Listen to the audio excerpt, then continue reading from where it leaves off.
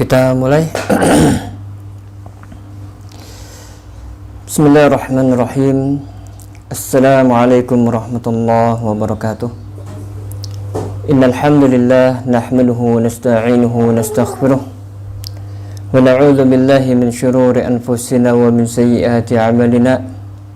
Man yahdihillahu fala mudilla lahu wa man yudlil fala hadiya lahu. Asyhadu an la ilaha illallah wahdahu la syarika lah wa asyhadu anna Muhammadan abduhu wa rasuluh. Ya ayyuhalladzina amanu taqullaha haqqa tuqatih wa la tamutunna illa wa antum muslimun. Amma ba'd, fa in asdaqal hadithi kitabullah wa khairal hadi hadi Muhammadin sallallahu alaihi wasallam wa syarrul umuri muhdatsatuha wa kullu muhdatsatin bid'ah wa kullu bid'atin dhalalah wa kullu dhalalatin finnar. Ma'asyiral muslimin, ikhwan dan akhwat yang dimuliakan oleh Allah Subhanahu wa taala.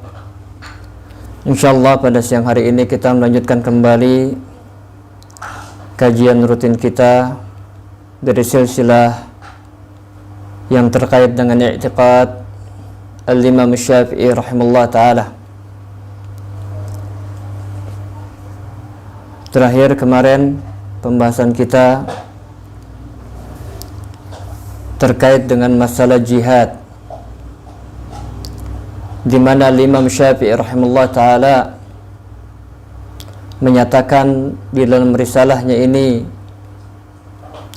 di dalam i'tiqadnya beliau menyatakan bahwa yang namanya jihad itu sifatnya madin, telah lampau. Yang maknanya Allah Subhanahu wa taala telah mewajibkan jihad ini semenjak Rasulullah sallallahu alaihi wasallam diutus, dan juga sebelum Rasulullah sallallahu alaihi wasallam diutus, yang namanya jihad ini sudah ada.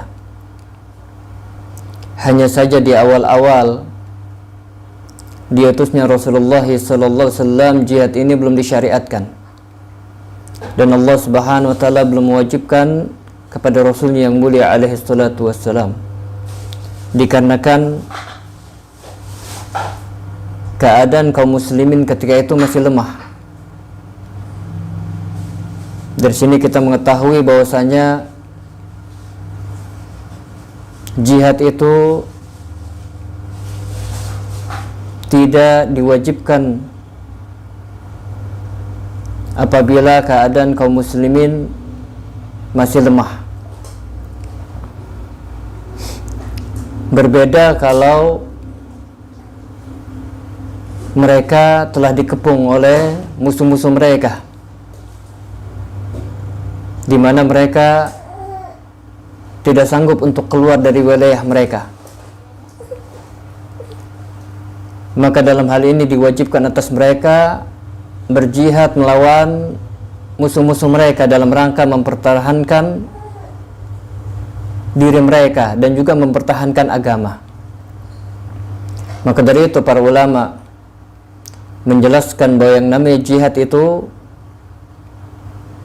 terbagi menjadi dua. Yang pertama jihad talab, yaitu jihad menyerang, yakni apabila keadaan kaum muslimin sudah memiliki kekuatan baik dari segi jumlah maupun dari segi persenjataan, dan sudah ada yang memimpin di bawah bendera pemimpin, yaitu pemimpin negara atau pemimpin kaum muslimin, maka disyariatkan baginya untuk berjihad dengan jihad talab, yaitu menyerang dalam rangka mendakwakan Islam ya, bukan dalam rangka untuk mencari harta ghanimah atau harta fai. Jadi tujuan kaum muslimin menyerang daerah-daerah yang masih dikuasai oleh orang-orang kufar adalah dalam rangka untuk mendakwakan Islam, untuk li'i'la'i kalimatillah, untuk menegakkan kalimat Allah Subhanahu wa taala. Maka dari itu Nabi sallallahu alaihi wasallam setiap kali beliau hendak menyerang suatu negeri, maka beliau menunggu terlebih dahulu. Jikalau terdengar di negeri tersebut suara adzan berkumandang dengan bebas, maka Nabi sallallahu alaihi wasallam beranjak pulang, karena negerinya adalah negeri Islam. Namun apabila tidak terdengar suara adzan, maka Nabi sallallahu alaihi wasallam mulai menyerang, akan tapi tidak langsung menyerang sebagaimana yang kita bayangkan. Beliau alaihi salatu wasallam mendakwakan terlebih dahulu, menawarkan kepada mereka Islam. Ya, menawarkan kepada mereka Islam. Kalau mereka terima, maka Nabi sallallahu alaihi wasallam pulang.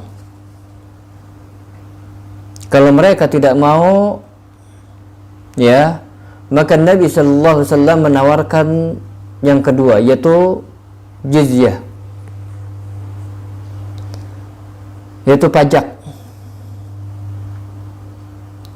Karena bumi ini adalah bumi Allah Subhanahu wa taala, maka wajib bagi mereka untuk membayar jizyah.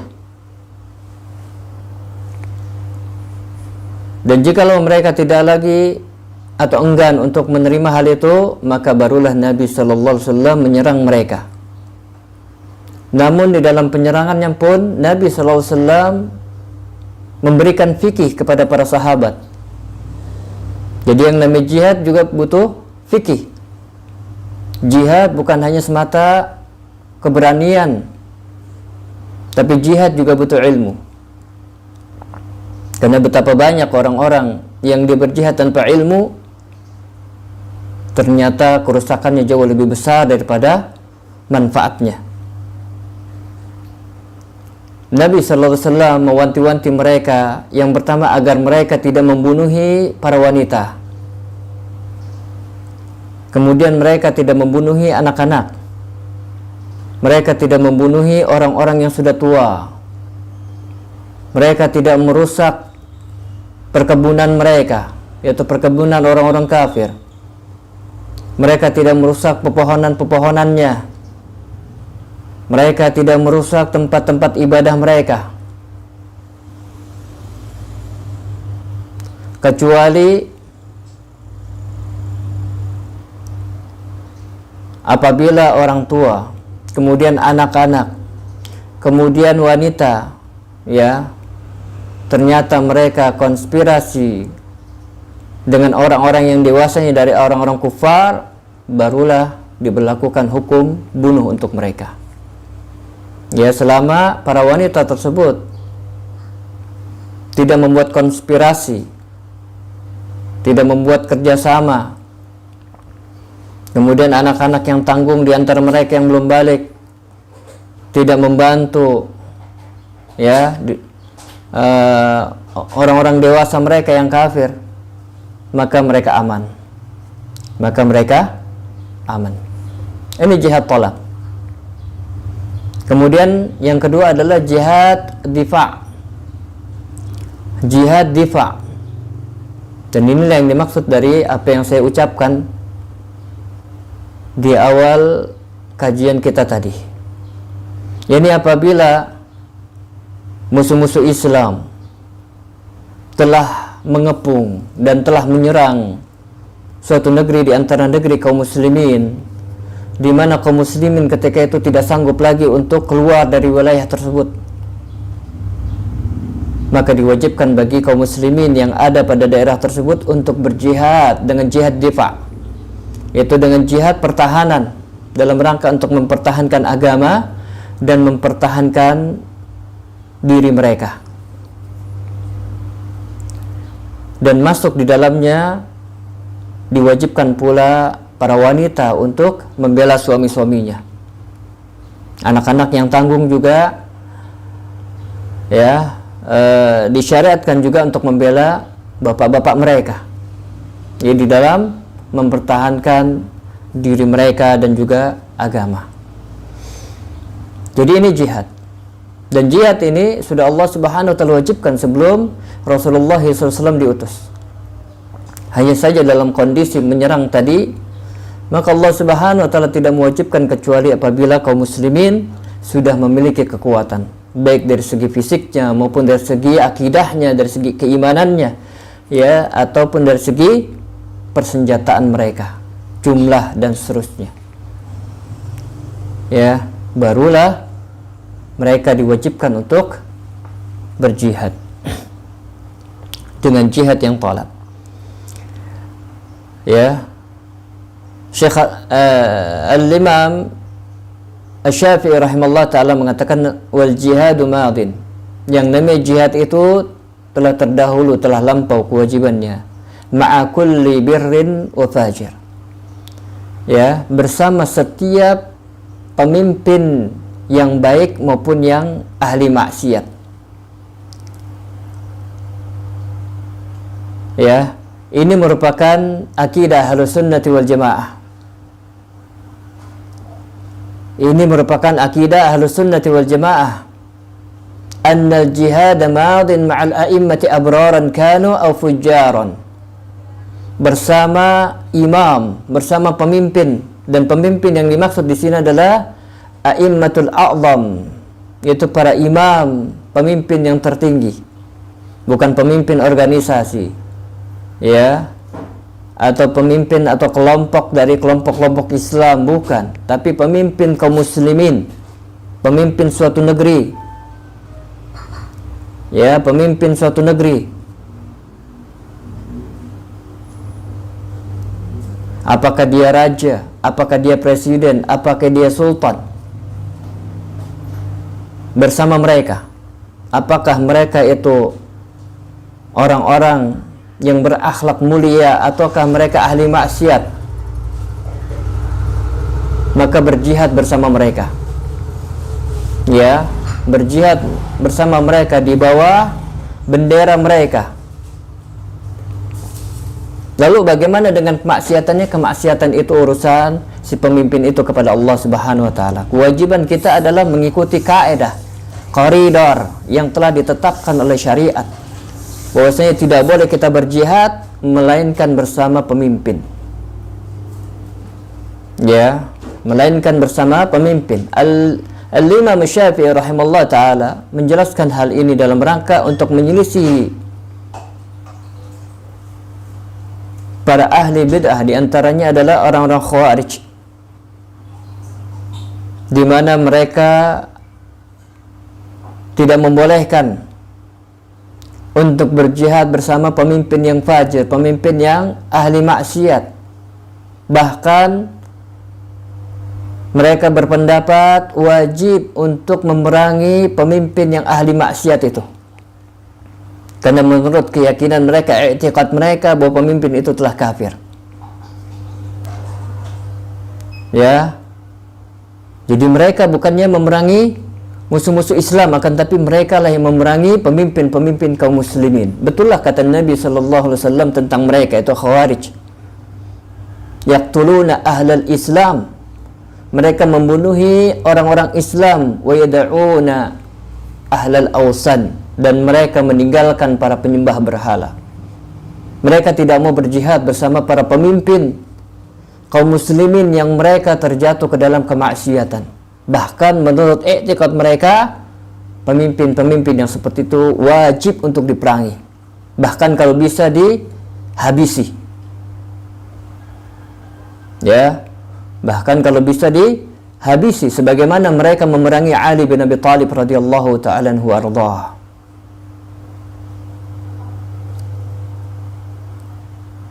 Kata Syekh Abdullah Aziz bin Abdullah Ar-Rajhi, Hadhihi aqidatu ahli sunnati wal jamaah. Ini merupakan akidah ahli sunnati wal jamaah, yaitu jihad bersama pemimpin yang baik atau yang buruk. Khilafan li ahli al-bid'ah minal khawarij, yang menyisihi ahli bid'ah dari kalangan kelompok khawarij, alladzina yarawna anna al-imam al-ja'ir wal fasiq yajibu qatluhu, bahwasanya mereka berpendapat bahwa imam yang mereka ahli maksiat dan mereka adalah orang-orang fasik, maka wajib untuk dibunuh, wajib untuk diperangi. Wa khalquhu, ya, li kufrihi, harus wajib dihilangkan, dicopot dengan sebab kekufurannya, wa dalalihi, dan juga sebab kesesatannya, li annahu kafirun, ya, karena dia kafir, ya, mukhlidun finnar, mereka kekal di dalam neraka. Ini menurut orang-orang khawarij. Wal mu'tazilah yarawna annahu kharaja minal iman, sedangkan orang-orang mu'tazilah mereka berpendapat bahwasanya para pemimpin yang seperti itu telah keluar dari keimanan. Walam yadkhul fil kufri, akan tapi mereka juga tidak masuk ke dalam kekufuran. Fa huwa fi manzilatin bainal manzilataini fid dunya wa fil akhirah. Fa huwa fi manzilatin bainal manzilataini fid dunya. Ya, mereka itu di antara dua sisi di dunia. Ya, tidak ke Islam atau tidak ke kafir. Jadi mereka itu ada di pertengahan.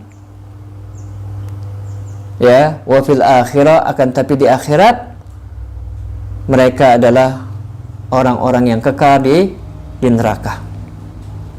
Ya, ini akidah dari dua ahli bid'ah, yaitu Khawarij dan Mu'tazilah.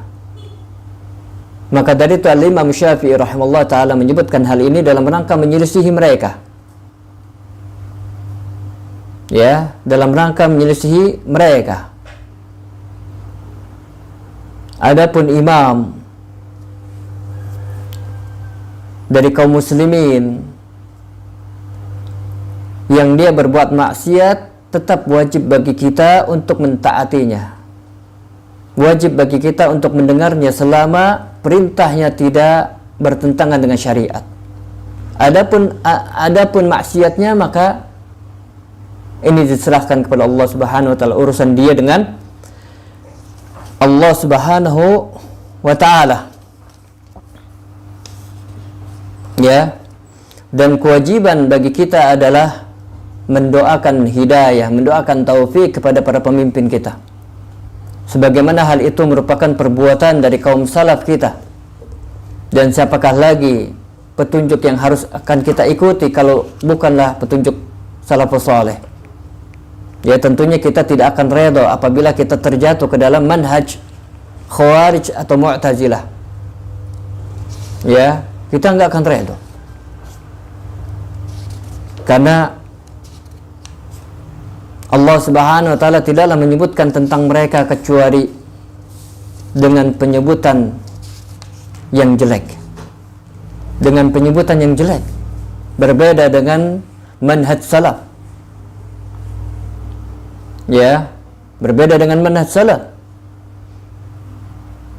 Itu manhaj yang di atasnya Rasulullah SAW dan para sahabatnya dan orang-orang yang mengikuti mereka. Tidaklah mereka mendapatkan ucapan dari Allah Subhanahu wa taala melainkan pujian terhadap mereka. Dan kita diberikan akal oleh Allah Subhanahu wa taala untuk menimbang hal ini, untuk mencari jalan, manakah jalan yang selamat. Kita baca ucapan para imam kita yang terkait dengan masalah mendoakan kebaikan untuk para pemimpin kaum muslimin. Al-Imam Ahmad rahimahullah ta'ala menyatakan di dalam ucapan beliau, "Lau kana lana da'watun mustajabatun la da'awna biha li sultan." Kata Imam Ahmad, kalau sekiranya kita ini memiliki doa yang mustajabah, doa yang dikabulkan oleh Allah, perhatikan dari Imam Ahmad. Padahal beliau, sebagaimana yang disebutkan oleh para ulama, beliau adalah ahli zuhud, beliau adalah ahli ibadah, beliau adalah ahli sunnah, ahli hadis, dan beliau adalah orang-orang yang multazim terhadap sunnah Rasulullah SAW. Tapi masih apa? Masih suudzon terhadap dirinya. Padahal beliau sudah mendapatkan pujian yang begitu banyak dari para ulama. Bahkan bukan dari para ulama saja, bahkan dari orang-orang awamnya banyak memuji Imam Ahmad bin Hanbal rahimahullah ta'ala. Kan tapi lihat, lau kana lana da'watun mustajabah, kalaulah sekiranya kita ini memiliki, ya, mempunyai doa yang dikabulkan, ya, la da'auna biha li sultan, tentunya kita pasti akan berdoa dengan doa itu untuk kebaikan pemimpin. Imam Ahmad, apakah ucapan beliau ini merupakan ucapan omong kosong ketika beliau tidak diuji, ya, beliau berdoa seperti itu, ataukah ketika beliau telah diuji beliau tetap pada pendiriannya? Jawabnya, ucapan dari Imam Ahmad bukanlah ucapan omong kosong, bukan ucapan omong kosong. Bahkan ketika beliau telah diuji dengan ujian yang berat tentang masalah khalqul Quran, beliau dipenjara, beliau disiksa oleh penguasanya, beliau tetap mendoakan pemimpinnya, mendoakan kebaikan untuk pemimpinnya, bukan mendoakan kebinasaan untuk mereka. Padahal ahlu sunnah wal jamaah telah sepakat dari para imamnya, mereka sepakat bahwasanya man qala al-Quran makhluk fahuwa kafir. Barang siapa yang mengucapkan Al-Quran makhluk, maka dia kafir. Ya, apakah Imam Malik, apakah Imam Abu Hanifah, dan juga imam yang lainnya, mereka semua menyatakan demikian. Dan termasuk Imam Ahmad bin Hanbal rahimahullah ta'ala. Akan tapi ternyata pemimpinnya tidak dikafirkan oleh Imam Ahmad. Ya, dari Khalifatul Ma'mun, kemudian dari Khalifah Mutawakkil, kemudian yang ketiga Khalifah Al-Wathiq. Khalifatul Ma'mun, Ma'mun ini fiqhnya mengikuti Mu'tazilah. Mutawakkil juga sama, Al-Wathiq pun juga sama, walaupun pada akhirnya Al-Wathiq rujuk, ya, akan tapi tidak dikafirkan oleh Imam Ahmad, dan beliau tidak ada dendam walaupun beliau dipukul, dicambuk, ya, tidak ada ucapan mengumpat untuk para pemimpin, tidak ada juga ucapan hasutan untuk memerangi, mencaci maki para pemimpin, tidak. Ini imam kita, ya. Kita dengar apa yang diucapkan oleh Abu Bakar Al-Marwazi rahimahullah ta'ala.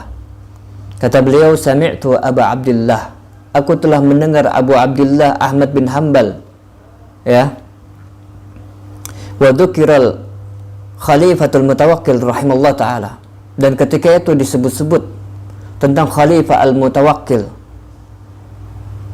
ya, rahimahullah. Perhatikan, penulisnya mengucapkan rahimahullah, dan penulisnya juga tidak menganggap kafir kepada Mutawakkil.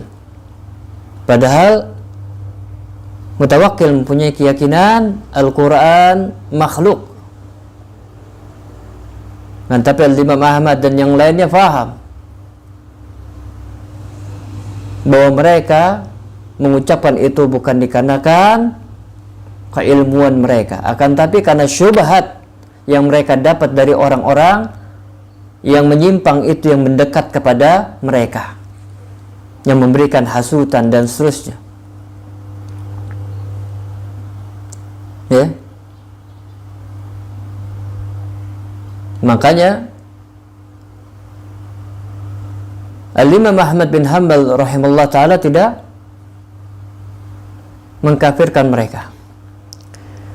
Faqala inni la ad'u lahu bis-salah wal afiyah. Perhatikan Al-Imam Ahmad, ya, ketika disebutkan nama Khalifah Al-Mutawakkil, dan ketika itu beliau sedang dipenjara, apa jawab beliau? Inni la ad'u lahu bis-salah wal afiyah. Sesungguhnya aku akan betul-betul mendoakan kebaikan untuknya dengan kesehatan, ya, dan al-afiyah, dengan kebaikan dan kesehatan. Ya, dengan kebaikan dan kesehatan. Perhatikan Al-Imam Ahmad bin Hanbal.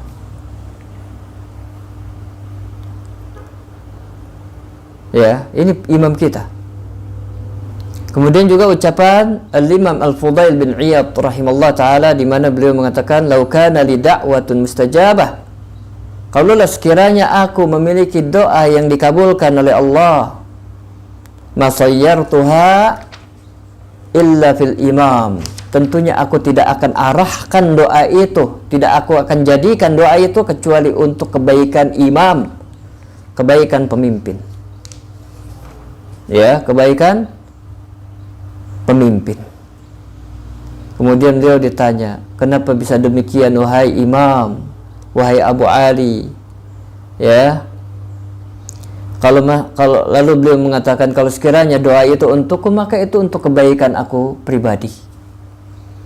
Dan kalau aku jadikan doa itu untuk mendoakan kebaikan imam, kebaikan pemimpin, fasalahul imam wasalahul ibad wal balad, maka itu untuk kebaikan imam, kebaikan rakyatnya, dan juga kebaikan negerinya. Perhatikan para imam kita yang cerdas, berpikir panjang, tidak seperti orang-orang Khawarij yang Nabi SAW katakan mereka adalah orang-orang bodoh.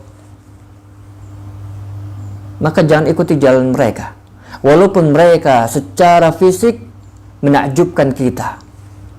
Akan tapi yang dinilai bukan fisiknya, akan tapi yang dinilai adalah manhaj ucapannya. Jangan tertipu. Ya, jangan tertipu dengan mereka. Jangan tertipu juga dengan perempuan-perempuan mereka. Kita lihat Abdurrahman ibn Muljam, Abdurrahman bin Muljam, yang terpengaruh dengan wanita Khawarij. Apa yang didapat oleh Abdurrahman bin Muljam? Ternyata Abdurrahman bin Muljam terfitnah dengan wanita tersebut dan akhirnya membunuh khalifah yang mulia Ali bin Abi Thalib radhiyallahu ta'ala anhu, ya, atas permintaan si wanita itu. Jangan tertipu. Ya, jangan tertipu. Cukup bagi kita apabila kita memiliki teman yang kita baru mengenal, ya, kita bisa tanya tentang tiga perkara. Yang pertama adalah tentang pertanyaan aina Allah, di mana Allah. Kalau dia ahlu sunnah, maka dia akan tegas menjawab Allah fis sama. Kemudian bagaimana sikap kita terhadap para sahabat radhiyallahu ta'ala anhu yang terjatuh ke dalam kesalahan. Ya, kalau mereka mengatakan mereka adalah orang-orang yang diampuni oleh Allah Subhanahu wa taala, kebaikan-kebaikan mereka menutupi kesalahan-kesalahan mereka, maka selamat. Kemudian yang ketiga, kita tanyakan bagaimana sikap kita apabila kita mendapati pemimpin yang zalim. Kalau dia menjawab, kewajiban bagi kita tetap mendengar dan taat walaupun yang memimpin kita adalah pemimpin yang zalim. Kita tidak memerangi mereka, tidak memberontak kepada mereka. Kita mendoakan kebaikan hidayah untuk mereka. Maka ini ahlu sunnah. Adapun kalau dia menyatakan selain daripada itu, maka berhati-hatilah dari orang yang seperti ini. Walaupun dia memiliki jenggot yang begitu lebat, walaupun celananya di atas mata kaki, ya, akan tapi bukan hiasan itulah, itu adalah tambahan baginya. Kita lihat bagaimana orang-orang Khawarij yang dibantah oleh Abdullah bin Abbas radhiyallahu ta'ala anhuma. Abdullah bin Abbas radhiyallahu ta'ala anhuma ta'ajub dengan keadaan mereka, dengan kondisi mereka, ta'ajub. Ya, mereka berjenggot, kemudian Masya Allah. Tapi ada satu yang menarik, ya, yang Abdullah bin Abbas mengatakan kepada mereka, ma ra'aitu fikum ahadan min ashabi Muhammadin sallallahu alaihi wasallam. Aku tidak melihat di tengah-tengah kalian ada seorang sahabat Rasulullah sallallahu alaihi wasallam. Yani para sahabat tidak bergabung kepada mereka. Ya, berarti mereka itu hidup berkelompok dengan tanpa ada bimbingan ulama. Karena para sahabat itu secara umum mereka adalah ahli ilm, utul ilm. Ya, sebagaimana yang Allah Subhanahu wa taala terangkan di dalam Al-Qur'an surah Muhammad. Kata Allah Subhanahu wa taala, wa minhum man yastami'u ilaik. Di antara mereka yaitu orang-orang munafik, ada yang mendengarkan engkau wahai Muhammad. Ya, hatta idza kharaju min 'indika qalu lil ladzina utul ilma madza qala anifa. Ya, sehingga apabila mereka telah keluar dari sisi engkau wahai Muhammad, mereka berkata kepada utul ilm, kepada ahli ilmu. Yang dimaksud ahli ilmu adalah para sahabat radhiyallahu ta'ala anhum ajma'in. Madza qala anifa, apa yang dikatakan oleh Muhammad itu barusan tadi. Ulaika taba Allahu ala qulubihim wattaba'u ahwa'ahum. Ya, kata Allah Subhanahu wa taala, mereka itu adalah orang-orang yang telah dikunci, digembok hati-hati mereka, dan mereka adalah orang-orang yang mengikuti hawa nafsu. Maka ini manhaj. Ya, ini manhaj. Kita ikuti manhaj para sahabat radhiyallahu ta'ala anhum ajma'in. Ya. Kemudian Syekh Abdul Aziz bin Abdullah Rajhi hafizahullah mengatakan, laisa hunaka jihadun illa idza amara waliyul amr. Kata beliau, di sana tidak ada jihad kecuali apabila ada perintah dari waliul amr. Li'annahu alladhi ya'khudul liwa wa huwa alladhi ya'khudul juyush, fala yujad jihadun illa bi ra'yihi wala harbin illa biqiyadati min. Ya, karena pemimpin inilah, waliul amr inilah, ya, yang memegang panji-panji, yaitu memegang bendera. Ya, dialah yang mengatur para pasukan. Maka tidak ada jihad kecuali dengan ra'yunya, yaitu ra'yu pemimpin. Karena jihad ini adalah siasah, membutuhkan ra'yu. Wala harbin illa biqiyadati min. Tidak ada peperangan kecuali berdasarkan, ya, arahan dari para waliul amr. Ya, arahan bagi waliul amr. Jadi kata Syekh, yang namanya jihad itu tidak boleh dilaksanakan kecuali harus bersama imam, harus ada perintah dari imam. Sebagaimana sabda Nabi sallallahu alaihi wasallam, wa idza sunfirtu fanfiru. Dan apabila kalian diperintahkan, ada yang memerintahkan. Siapakah mereka? Ya, siapakah mereka? Apakah pemimpin organisasi? Apakah pemimpin kelompok-kelompok Islam? Ataukah pemimpin-pemimpin yang lainnya yang bukan pemimpin tertinggi, pemimpin negara? Para ulama mengatakan yang dimaksud adalah pemimpin negara. Wa idza sunfirtum, apabila kalian telah diperintahkan oleh pemimpin yang tertinggi kalian untuk berjihad, fanfiru. Ya, maka berangkatlah kalian.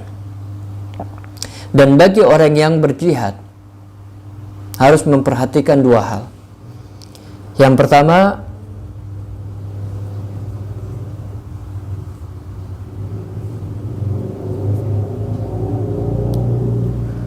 hendaknya dia memperhatikan ketika dia hendak berjihad, dia berjihad bersama siapa?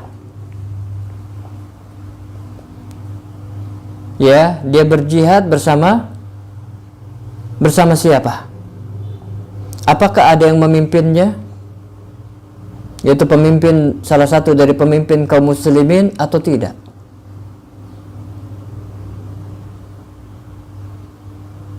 Ya, apakah di sana ada benderanya itu bendera kaum muslimin atau tidak? Ya, ini harus diperhatikan. Karena banyak sekali seruan-seruan jihad. Tapi kita lihat, ini yang memimpin siapa? Ya, yang memimpin siapa? Kemudian yang kedua, harus ada izin dari orang tua. Harus ada izin dari orang tua. Karena Nabi SAW pernah mendapati seseorang yang dia mau ikut bersama Nabi SAW berjihad. Kemudian Nabi SAW bertanya, ahayyun walidak, apakah kedua orang tua kamu masih hidup? Masih. Ya, kata dia masih. Qala fa fihi ma fajahid, maka pada keduanya lah ya kamu berjihad, yaitu engkau meminta izin terlebih dahulu kepada mereka berdua. Ya, kalau mereka mengizinkan maka hendaknya kamu jalan. Kalau tidak maka berjihadlah bersama mereka. Ya, berjihadlah bersama mereka, karena hukum asal dari jihad adalah fardu kifayah, bukan fardu ain, tapi fardu kifayah. Apabila sebagian kaum muslimin sudah berangkat, ya, maka gugur sebagian yang lain. Ya. Berbeda dengan jihad difa, dengan jihad difa yaitu pertahanan, maka ini hukumnya adalah fardu ainin, wajib bagi setiap muslim yang tinggal di negeri tersebut untuk mempertahankan dirinya, berjihad melawan musuh-musuh mereka. Ya. Kemudian yang ketiga yang harus diperhatikan juga oleh orang yang hendak berjihad adalah hendaknya dia bermusyawarah terlebih dulu kepada ahli ilmu, karena bermusyawarah kepada mereka tidak akan merugi. Ya, Syekh mengatakan fala budda min musyawarati ahli ilmi wa ruju' ilaihim fi ayyi syai'in turiduh. Harus bermusyawarah kepada ahli ilmu dan rujuk kepada mereka pada setiap perkara yang kamu inginkan. Li'annahu qad tatasawwar asy-syai' wa huwa khilaful waqi'. Karena terkadang tergambarkan di hadapan kamu sesuatu yang menurut kamu baik, tapi ternyata itu menyelisihi realita yang ada. Ternyata di balik itu terdapat kemudaratan yang sangat besar. Ya, maka kita butuh kepada ahli ilmu. Fas'alu ahla dzikr in kuntum la ta'lamun. Bertanyalah kepada ahli ilmu jikalau kamu tidak mengetahuinya. Tanya kepada mereka. Karena terkadang kita ya membayangkan sesuatu itu menurut kita mungkin baik, akan tapi setelah dirujuk kepada ahli ilmu, di mana ahli ilmu tidak berbicara kecuali berdasarkan kaidah-kaidah agama yang dia pahami, berdasarkan dari Alkitab dan Sunnah dan juga cara pandang yang sahih. Ternyata apa yang kita pandang ya menyelisihi realita yang ada. Ternyata kemudaratannya jauh lebih besar daripada manfaatnya. Ya, ini terkait dengan masalah jihad. Jadi harus kita perhatikan. Dan Imam Syafi'i rahimahullah ta'ala menyebutkan hal ini sekali lagi dalam rangka untuk menyelisihi ahli bid'ah, dalam rangka menyelisihi orang-orang Khawarij dan Mu'tazilah yang mereka tidak mau berjihad bersama imam kaum muslimin yang terjatuh ke dalam perbuatan maksiat. Bahkan menurut mereka wajib untuk diperangi imam-imam yang seperti itu, pemimpin-pemimpin yang seperti itu. Maka hati-hati terhadap dai-dai yang seperti ini, yang mengajak kepada kebencian terhadap pemimpin kaum muslimin. Berhati-hati, karena mereka pada hakikatnya sebagaimana kata Rasulullah SAW, du'atun ala abwabi jahannam. Mereka adalah du'at, dai-dai yang mengajak pada pintu jahannam. Hadis ini terkait dengan masalah jamaah, yaitu hadis dari Hudzaifah ibn al-Yaman, di mana Hudzaifah ibn al-Yaman radhiyallahu ta'ala anhu bertanya tentang keburukan yang terjadi setelah peninggalan Rasulullah SAW. Di antaranya kata Rasulullah SAW, munculnya dai-dai yang mengajak pada pintu-pintu jahannam. Barang siapa yang mengijabahnya, maka mereka akan menyungkurkannya ke dalam neraka. Kemudian Nabi SAW memerintahkan setelah itu untuk bersama dengan jamaah dan imam mereka. Ya.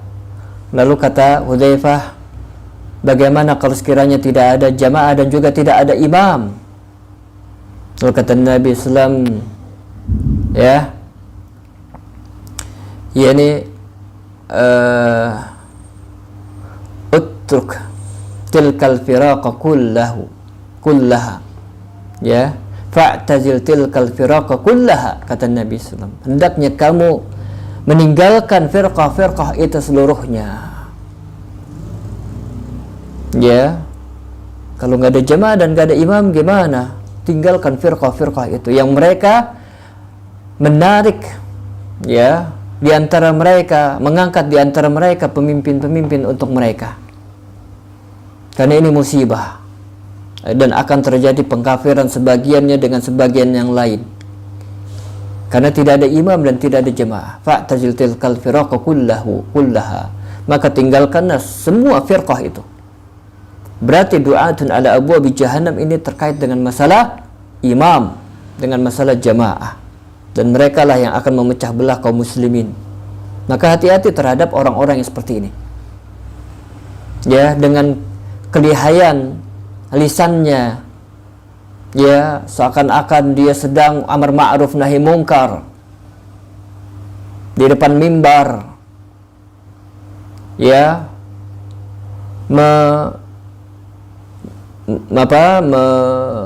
menurunkan derajat atau menurunkan wibawa dari para pemimpin itu, ya, mencaci maki mereka di atas mimbar, mengajak kepada para jamaahnya untuk membenci pemimpinnya.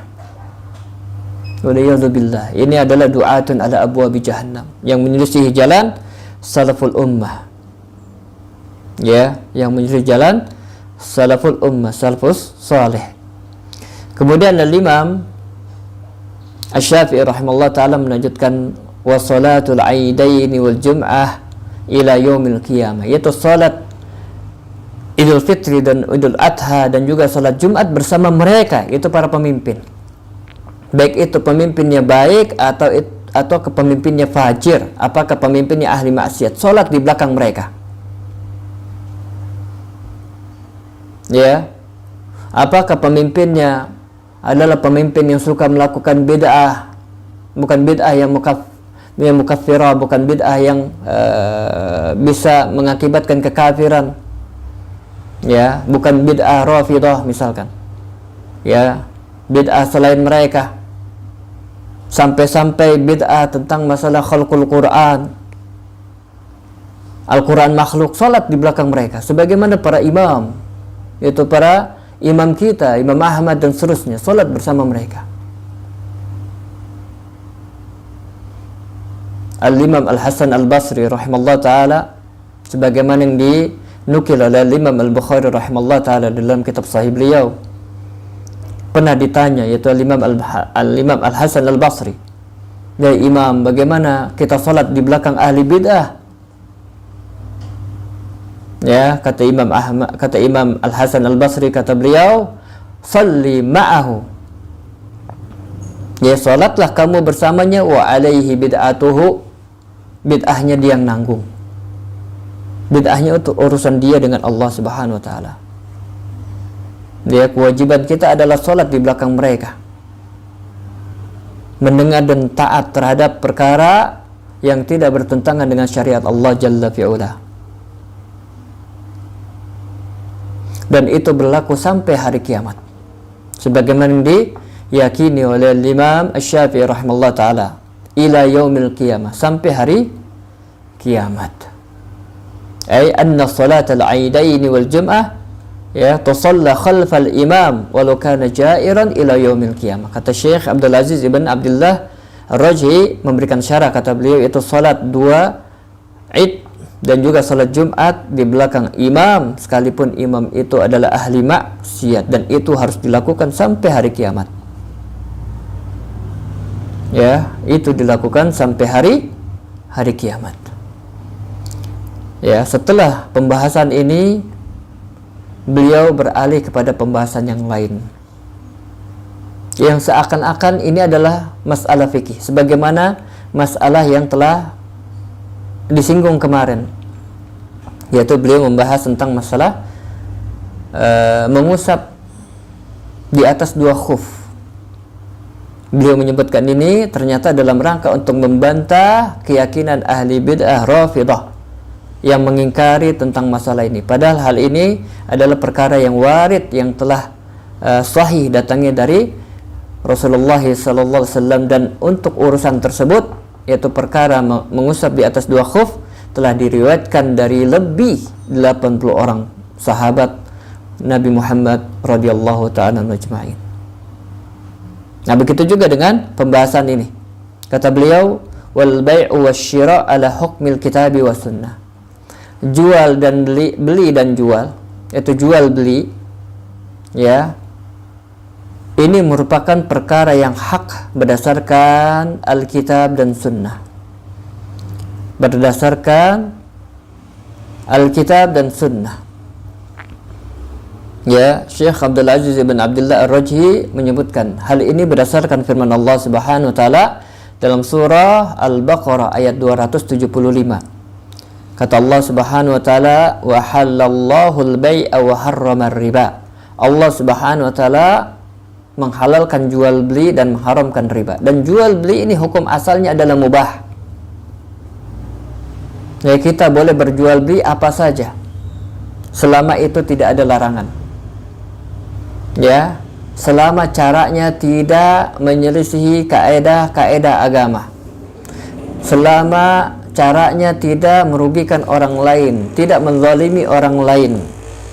Karena asas dari jual beli adalah sama-sama reda, dan juga barangnya harus jelas dan tidak ada kezaliman di dalamnya. Ya, Imam Asy-Syafi'i rahimahullah ta'ala menyebutkan hal ini sebagaimana disebutkan oleh Syekh Abdul Aziz ibn Abdullah Ar-Rajhi. Kata beliau, wajhu dzikril Imam Syafi'i rahimahullah ta'ala al-bai' wasyira' fi mu'taqadihi wa hiya mas'alatun far'iyyatun fiqhiyyatun.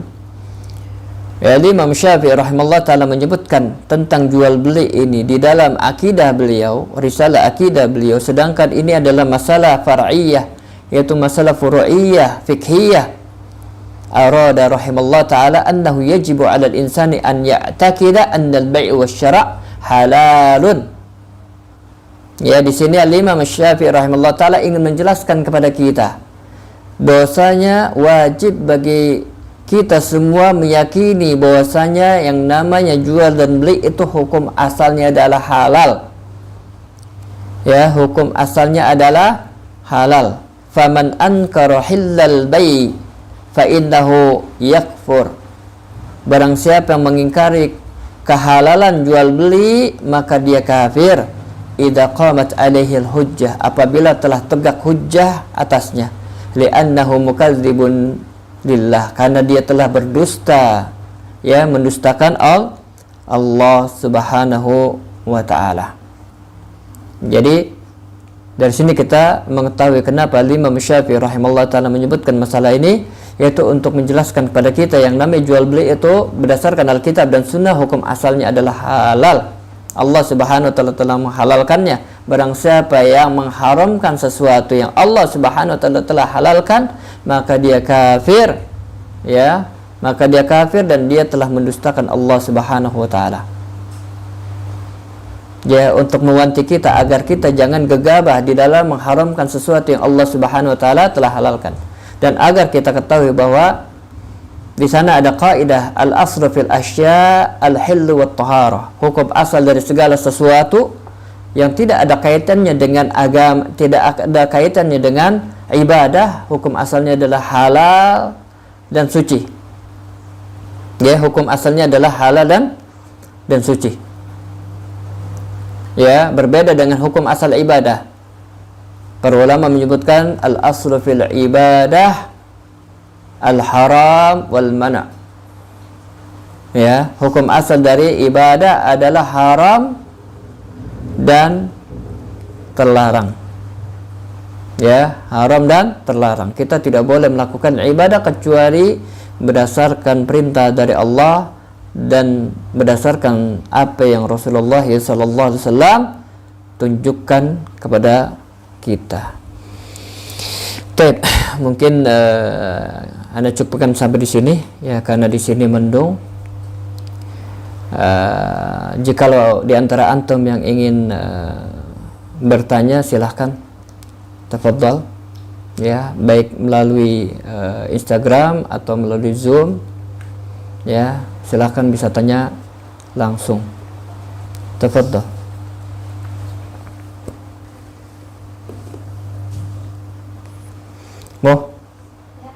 Tolong nyalain lampu dong.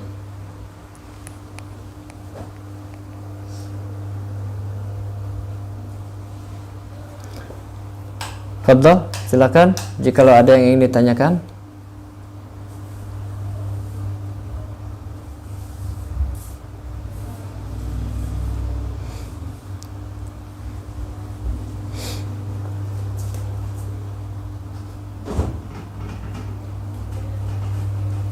Boleh juga ditulis melalui chat.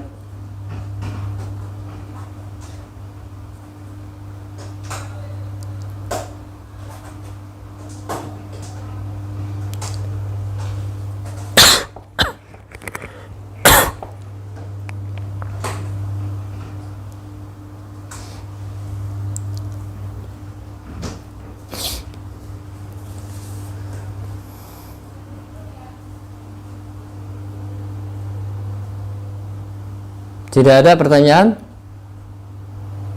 Insyaallah sudah jelas ya. Ya.